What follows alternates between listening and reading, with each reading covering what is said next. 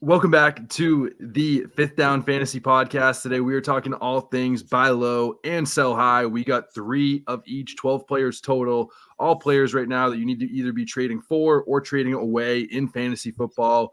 We did the show last week. We had a lot of really good buy lows that ended up being awesome in the following week. I think we're going to do it again this week. So Ben, let's start with you. Who is your first buy low player of the week?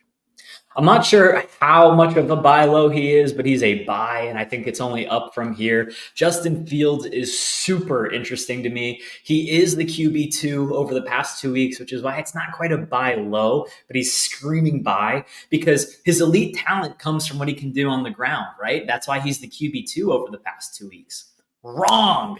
53 of his 60 fantasy points over the last 2 weeks actually come from passing the ball. If you were to remove every single quarterback rushing play from fantasy football over the last 2 weeks, Justin Fields is actually the QB1. He only has 8 fantasy points from rushing the ball over the last 2 weeks, Alex. 8. Wow. And he's an elite rusher, right? 7 players have more fantasy points from rushing attempts than Justin Fields, including Justin Herbert, who only played 1 game. Justin Fields is a good passer. There's only 2 quarterbacks right now with more yards per attempt over the past 2 weeks. It's Brock Purdy and Josh Allen. And I know everyone's thinking, oh, if only he got to play Denver every single week, if only he got to play Washington. But he's playing Minnesota this week. That's one of the worst secondaries. They're allowing 10% more yards per game than the average NFL defense, the 7th most fantasy points to quarterbacks. Justin Fields is going to have another big week. He's only going to continue getting better. We saw it last year. Buy him. He's a great passer, phenomenal rusher. How high of a price is it going to take to get Justin Fields coming off his best 2 games this season? I agree that I don't think people realize the untapped upside with the passing the ball, but what can you get right now and what would you be willing to pay for him? The thing that blows my mind is how many threads I see floating around on Twitter. Oh, sell Justin Fields high. Like, now's your opportunity. Selling him high. He did the same thing last week. He was terrible for the first weeks of the season. That's when I bought him last year. And then I bought him for Russell Wilson last year. And then he was the quarterback 1 for the rest of the year. I think that realistically, in 1 quarterback leagues, you could probably trade like a flex wide receiver 2 player. And we're going to talk about some of our favorite sell highs. Maybe one of those guys you can trade away for Justin Fields. Yeah, someone else I can't get enough of is Jonathan Taylor. I mean, I think last week a lot of people are concerned that he only saw a 15% snap share in the first week back. People are saying, okay, like what if they sign him to this big deal? Now they don't even want to use him. I'm taking advantage of that joke. I mean, right now, Zach Moss is 2nd in the NFL in total touches per game. He's the running back 7 on the year in fantasy football. And yes, that's really great for Zach Moss, but I think that just shows of how awesome Jonathan Taylor is going to be when he gets up to that full workload, because inevitably he is their guy. He's going to see an insane amount of touches. And I think that he is better than Zach Moss in every part of being an NFL player, which means that he legitimately has that top 5 upside as soon as this week. If he can take over the full workload, I'm going to buy him while he can, because that window is going to slam shut really soon.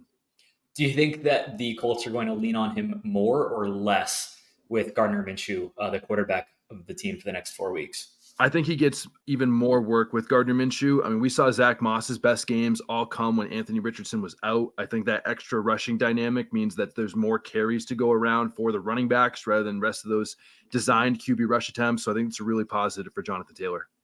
I think Jonathan Taylor, if somebody's been holding on to him for this long, they're probably not likely to sell him because they did all the waiting. There's a lot of uncertainty. I know in one of my leagues, he went as late as the 7th round, but he could realistically, fresh legs. This team has really been impressive. He could return to full form, and I know that I want to be buying him where I can.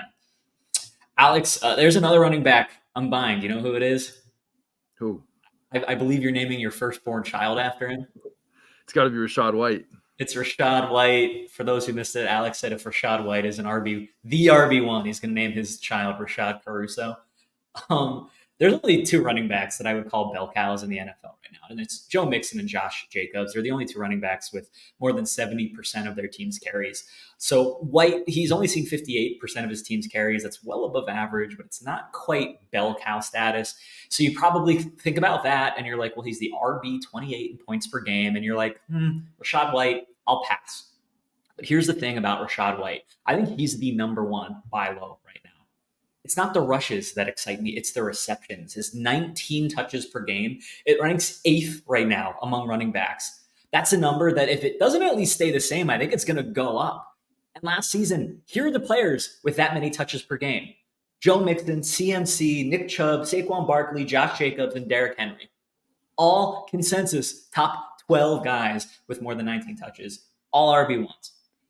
Rachaad White, he's seeing the volume and he's in this new offense and he hasn't made splashy plays, but the offense has been good. Mike Evans, Chris Godwin, they're both fantasy relevant. And if you've watched this show from its inception through the offseason, you know that Baker Mayfield has had an RB1 every single year of his NFL career. Yes, it's been guys like Nick Chubb and CMC and Kareem Hunt, but Cam Akers averaged over 100 yards per game last year.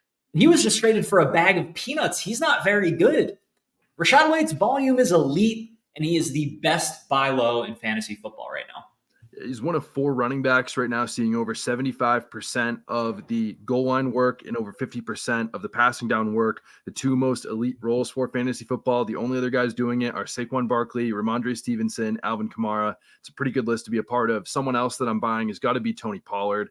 I mean, right now he is 4th in total touches among all running backs right now, but he's just a running back 11. I think people are really frustrated with him because he's coming off 2 consecutive bad weeks, but still being the running back 11 after that is pretty dang good. He's got a prime matchup against the Chargers, who are a bottom 10 run defense, coming for this Monday Night Football in week 6. I think this is where we see the big Tony Pollard mega breakout game. It's going to be a closer game. They're going to score a lot of points, and I think that Tony Pollard is going to be the face of that this week, and this is ultimately where he is going to start his ascension back into a top 5 running back for the rest of the season. I think it was Jerry Jones just a couple of days ago who was like, we need to be spreading the ball around more. And for me, that gets me really concerned about my CeeDee Lamb shares. But it does not get me concerned about my Tony Pollard shares, because Tony Pollard, this dude is a guy who, like, the team was so stupid about how they used Zeke. They just used Zeke an insane amount. And now that he's gone, once the team kind of gets back up and running again, Tony Pollard's that guy. I'm with you, Alex. I think he's one of the best buy low running backs in the NFL.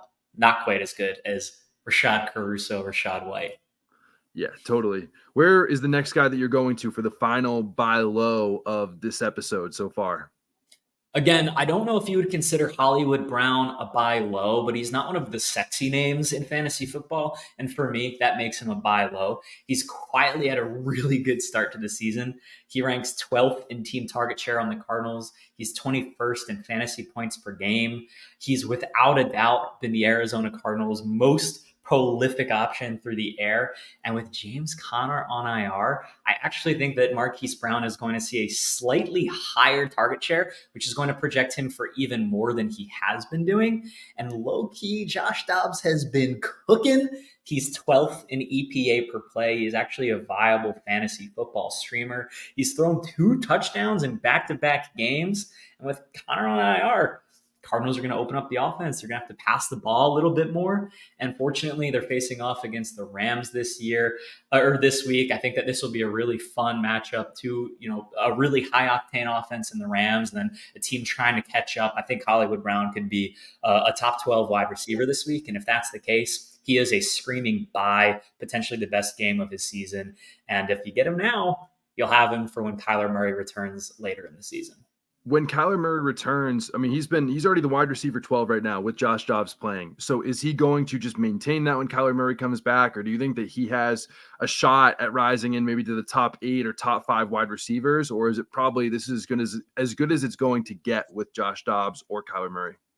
It's funny. I remember us having this conversation during the offseason, Alex. I don't know if you remember. I don't know which episode it was, but I talked about how when Kyler missed time last season, Marquise Brown was a top 10 wide receiver, but he had one of the lowest average depths of targets in the entire NFL. They were making it a priority to get the ball to Marquise Brown. And then once Kyler Murray came back, he actually performed a decent amount worse, but it's because he was no longer just getting the ball thrown to him. I actually think he might be a little bit worse when Kyler Murray comes back. But that's a little counterintuitive to say. So because of that, if this offense just keeps getting better as the season goes on, you got to believe Hollywood Brown will get better too. So if I can get him for cheap now, I do think there's a chance he only gets better, even if the data suggests he might get slightly worse. Yeah, I agree. I think the wide receiver floor he's at right now is probably where he's going to stay at. I don't think that he can get much better than wide receiver 12, but as long as the quarterback play stays the same, I don't think it's going to get much worse. My final buy low has got to be Chris Olave, who has been absolutely nuked by game script and gameplay the last 2 weeks. I mean, he had double-digit targets the first 3 weeks of the season, and then Derek Carr shouldn't have even played in week 4, which totally nuked Chris Olave.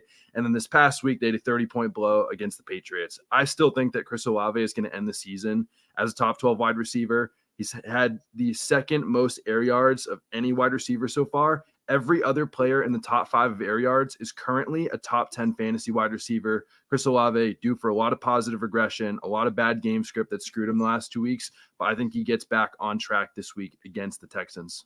Yeah, if you want to hear more about Chris Olave, Alex, you stole my guy because I talked about him last week on the show. And if you recall, I said, wait a week because Derek Carr's AC is a little bit concerning. The reason he's so high in air yards right now is because Derek Carr, he was averaging like 4 yards per attempt last week. He should not have played, or 2 weeks ago, rather.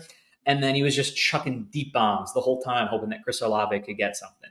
Once the offense starts firing, Chris Olave's value is going to shoot up. And because of all of those little checkdowns that you were getting from this offense, my sell high, my very first sell high for this week is Alvin Kamara. I'm not ready to sell him yet. I actually think he's more of a hold than a sell. But, Alvin Kamara has seen this unprecedented usage. His 24 and a half touches per game is the highest he's ever seen in his 7 years. And you got to imagine it's going to come ticking back down. 1, when Derek Carr starts to feel better from that injury. 2, when Jahmyr Williams is eligible to return from IR next week. I think Kamara could be a top 12 back for the rest of the season. I believe in him. I think I even said that in our bold prediction show, where I also called Sam Laporta a top 5 tight end. And I said Josh Jacobs wouldn't be a top 12 running back. You clowned me for both of those takes, Alex. I'm a little bit hurt. But the Saints did bring in Jahmyr Williams. They drafted rookie Kendre Miller. I don't think we've seen the peak of this offense yet. And once the ball starts getting spread around between all of those talented players, including Chris Olave, Michael Thomas, Rashid Shaheed, Alvin Kamara is not going to sustain this level of work. So I'm going to hold him for now. But if you get a good offer, I wouldn't mind selling him. Yeah, I think that I would be holding him or buying him if anyone is selling him for any price. I mean, he's leading the NFL right now in running back touches per game. Chris Olave be damned. Like, I think that he is somebody that is still going to borderline lead the NFL in touches per game, or at least be top 5. It's the workload we've seen from every year. Alvin Kamara's worst season is the running back 13 in fantasy points per game. So I'm either holding or buying all day, every day. But someone who's going to lose work is Alexander Mattison, who, unlike Alvin Kamara, is a career backup. Justin Jefferson is going to be on IR, going to miss the few weeks. Some people think it's going to be a good thing because it means more running game. I think it's still a really bad thing. Their offense is going to be way less productive as a whole. Alexander Mattison's usage has gone down each of the last few weeks. Cam Akers has not been good, but he's consistently seen an increase. Mattison, career backup. I don't think he's ever going to rise. I'd be selling him high if anyone thinks that he is going to improve with Justin Jefferson out. This offense is a mess. I do projections every single week for the 33rd team. You can catch those on my Twitter at Ben Wolby or at the33rdteam.com. My projections model was lost without Justin Jefferson. It's all over the place with Jordan Addison. It had TJ Hawkinson with this monster leap in target share. And then the addition of Cam Akers doesn't make it any better, right? Because who is this bell cow going to be? Cam Akers, probably not the bell cow, but he's going to eat into the work. And there's just so much uncertainty into this offense right now. I'm with you. Selling Alexander Mattison, probably going to be really high on my priority list if I have him. Yeah, I cannot agree more. He's definitely someone to sell high. But what about maybe at the wide receiver position? Who's a player to you that kind of sticks out as somebody that you might be selling high on after this week? I got to sell high on Calvin Ridley, which hurts me so much to say because you know how high I was on him on the offseason. And I'm not saying I'm no longer high on him. I think that he's honestly like a borderline flex wide receiver 2 type of player. Over the past 4 weeks, Christian Kirk has twice as many receptions per game as him. Evan Ingram is even seeing more targets and more receptions. And yes, Ridley's workload is increasing week over week over week. He's been able to stay afloat because of his 15.1 yards per reception. That ranks 16th among receivers with more than 10 receptions. And he does have 2 touchdowns to Kirk's 1. But until he starts seeing that higher target share, Christian Kirk is just going to be the better wide receiver to own in this offense. And I'm not saying bench Calvin Ridley. I know you love Calvin Ridley. I think he is week in and week out top 12 upside. But until that consistency that continues happening, I don't understand how you can consider him a better player than Christian Kirk. I think at some point Christian Kirk will take the back seat to Calvin Ridley. But right now, you could sell Calvin Ridley on name value alone. I love this offense. I called ETN a buy on this show last week. He was the number one back in all of fantasy football last week. So if Ridley ever starts to look like himself again, he'll be Trevor Lawrence's number one target. But Christian Kirk is the top target earner. He has been the best, and I would rather have Christian Kirk on my fantasy teams right now than Calvin Ridley. Yeah, I think I'm going to push back on this, especially because, Calvin Ridley, again, he had a really great start to the season against the Colts. That's who he's going to play. His best game of the season came against the Colts. He's playing them this week. He's going to have an awesome game. So at minimum, I would be waiting for Calvin Ridley to go off this week against the Colts. Beyond that, he's still seen at least 7+ targets in all but one game. And from week 2 through week 5, he went up in fantasy points every single week. Maybe it's just as simple as he's still the old Calvin Ridley. It's just taken him a few games to ramp up back to what we've seen from old Calvin Ridley. No matter how you feel on either side of this debate, wait till he plays the Colts because he is going to go off once again. The player I'd be selling, Adam Thielen. Top 10 wide receiver right now, playing on a bad team with the worst record in the NFL. And anytime you get an old wide receiver on a bad team with a rookie quarterback, those things don't usually mess. I'm selling the top 10 wide receiver of Adam Thielen, regardless of the target competition right now. Alex, I said buy Chris Olave on last week's show. You say buy Chris Olave on this week's show. I say sell Adam Thielen on last week's show. You say sell Adam Thielen on this week's show. You're just a week behind me. I don't know. I kind of feel like next week you're going to be saying to sell Calvin Ridley too.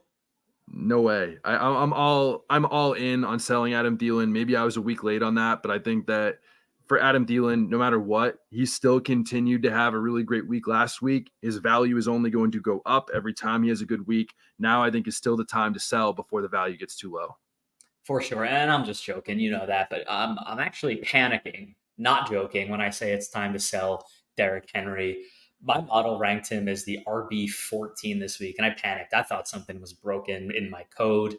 Henry only saw 3 more snaps than Tajay Spears last week. He's actually been outsnapped by him altogether over the past 3 weeks. And yeah, Derrick Henry is one of the greatest of all-time running backs, but the Titans are bottom 10 in rushing EPA. The offense hasn't even been able to put together a decent passing game. DeAndre Hopkins is one of the best receivers right now in target share, but he's nothing in fantasy football. They cannot get the offense firing on all cylinders, and that's one of the big reasons why they're struggling in the rushing game. And Henry's not even seeing the volume that we're used to seeing for him. One thing that you need to consider is this upcoming matchup against the Baltimore Ravens. It is not good on paper for the Titans, especially when you consider that Baltimore is allowing the 3rd fewest EPA per rush play. The only running back to finish as a weekly running back 1 against his defense was Zach Moss. He went for 122 yards and 2 touchdowns. But I don't think that's going to happen with Derrick Henry when this offense is so bad. And if you have Derrick Henry on your fantasy team, you're going to want to start him. But I'd sooner trade him away on name value, package him for Rachaad White and Hollywood Brown, or one of the other guys we've mentioned on this show. I'd feel much better doing that than rolling out Derrick Henry for another week. Yeah, he's been outsnapped by Tajay Spears in 4 or 5 weeks. That's all you need to know when you can still sell Derrick Henry for a really high price. The touches have still been good, but him consistently getting outsnapped on an offense that I really don't think is that good. Never great for fantasy football. Someone on a really good offense that I'm definitely selling has got to be James Cook.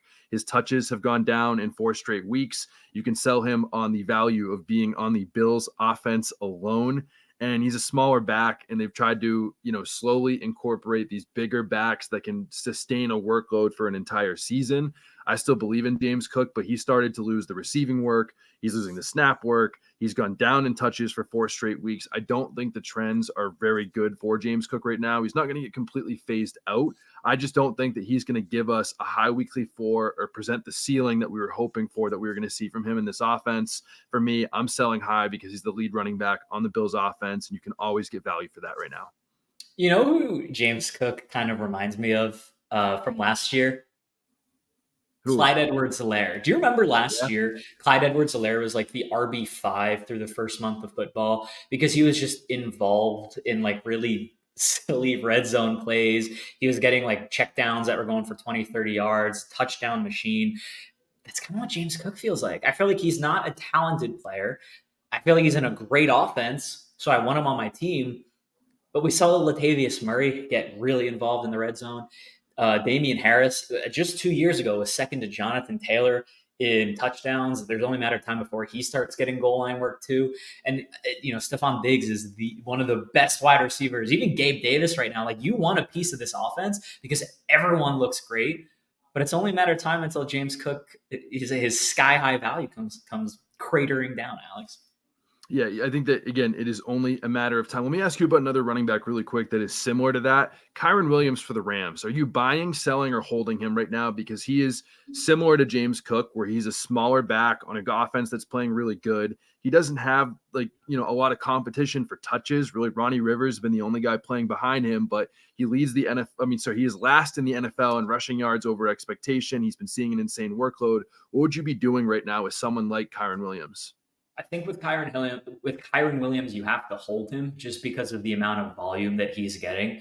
Keep in mind, the Rams did draft rookie running back Zach Evans, but that's nothing new for them. I think we've seen from Sean McVay, they draft a running back every single year, never pans out. Look at Jake Funk. Now he's over on the Colts, never even made it through his rookie contract. That's what's most likely, I think, for Zach Evans. So Ronnie Williams, he doesn't excite me. That's a guy who's been on the team, but he hasn't really done anything.